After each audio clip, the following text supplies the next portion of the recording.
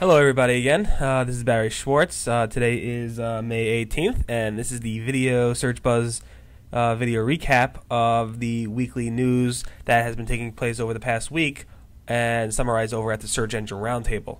Sadly, nobody actually participated correctly in last week's video swag contest, and so we have no winners. I'm sad to say I have no cup with me. I have no names to pull out of a hat. Nobody really participated correctly. I think it was just my instructions were a bit too confusing, maybe, or maybe just people had a busy week. I know this was one of the busiest weeks I had in a long time.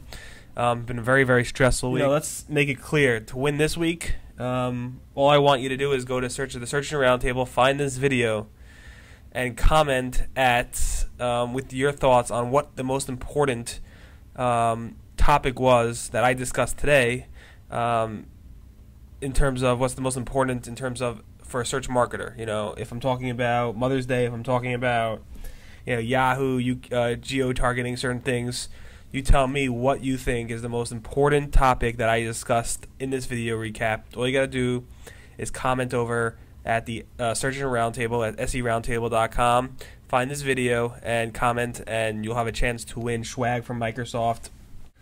Okay, so like I hinted to last week, I did wish all the mothers happy Mother's Day, but I didn't show you all the logos. So here's a look at all the logos that we covered over at the Search Engine Roundtable the day after Mother's Day to summarize the different things that Google, Yahoo, and ourselves did. So hopefully you like it, and obviously let us know your thoughts if you want any cool logos coming up. Actually, on Friday, Google had a laser logo up for celebrating the 48th anniversary of when the first logo was demonstrated publicly. Some interesting new things have been found over at Yahoo. So now if you're outside of the US and you try to go to yahoo.com, what Yahoo will do is actually redirect you automatically to the localized Yahoo homepage. So Danny was telling me that he was in Yahoo, going to Yahoo, and he's based in the UK. When he went to yahoo.com, it automatically redirected him to uk.yahoo.com, taking him to the UK and Ireland website. There was a little bar on the top that showed, yes, we took you there. It's a new localized experience for you, but if you want to go back to yahoo.com, you can by clicking over here. Once you click over there, it actually remembers that you clicked there and you want to go to the yahoo.com website, so it will keep you, next time you go there, it will keep you on the yahoo.com website with an alternative link to go back to the Yahoo UK website.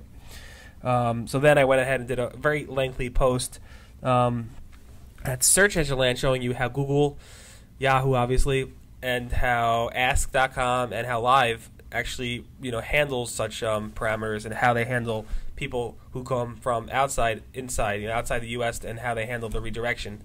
It's pretty interesting to see how each one handles it. Yahoo and Google pretty much handle the same. Live handles it slightly different. They do it based on IP, and they don't change the URL at the top. And Ask.com does a redirection, but they don't remember what you've done. So if you're outside the UK, go ahead and play with it. I had to be told all this information from friends outside of the United States. The day before, we noticed the Yahoo was redirecting users to the localized version of Yahoo. We also noticed that Yahoo's search ads, the ads on the right-hand side and top of the search results, actually started showing the location of the company that's advertising for that ad. So if you are doing you search ads with Yahoo Search Marketing, and you specify you only want the ad to show for a certain geolocation, and a user who's searching for the ad you're pretty much buying is in that geolocation, Yahoo will now start showing the location under the actual ad. Google has been doing this at least since 2004. And it seems like Yahoo started doing this about within the week or so, this past week. So it's pretty interesting stuff. If you haven't seen it, take a look. See this wall over here? Forgot the picture? We talked about the picture in the past. Look at the wall. It's all green. I'm not a huge fan of green. It's a nice color. It's the way the office came, really. But basically, Google seems to be testing out green in their user interface. What you see is, usually Google's bar under the search result is like a bluish color. It seems like some people are noticing that bar color to change to green, as well as at the bottom it's blue. Now it's green for some people. If you go to the Google directory and do a search at the Google directory, you'll notice that not only are the bars green, but also the sponsored results, which are typically yellow at the top above the results, they are now using a green background for those types of sponsor results. I don't know when that happened, but it seems to be fairly recent. It's interesting to see Google test with these different colors. Green versus blue is an extreme difference. So we'll see if this actually migrates to the web search. Some people notice the UI change in terms of the bars on the web search, but not the actual sponsor listings, which are actually live for everybody at Google Directory. So go ahead and take a look at that, and it seems interesting. I wonder if people would like to see, and if it would increase CTR and different things for advertisers. About a week or two ago, I posted this poll at the Search Engine Roundtable asking SEOs specifically what, basically, do they believe that a competitor could actually hurt their rankings in Google with the use of links. And I had over 200 respondents reply to the poll, and shockingly, 70% of those who responded said yes, a Google competitor, a competitor of mine, can use links to hurt my Google rankings.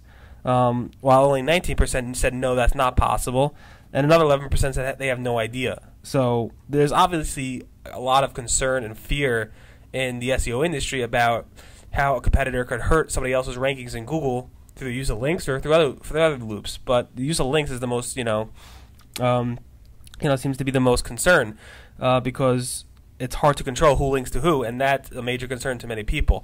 There was no response from Google on this. Obviously, Google doesn't like people who manipulate links, but at the same time, there has to be some balance, and it's hard to know exactly if a competitor could actually hurt your rankings or not with links, but it seems that most SEOs believe so, and that is a major concern for a lot of SEOs out there.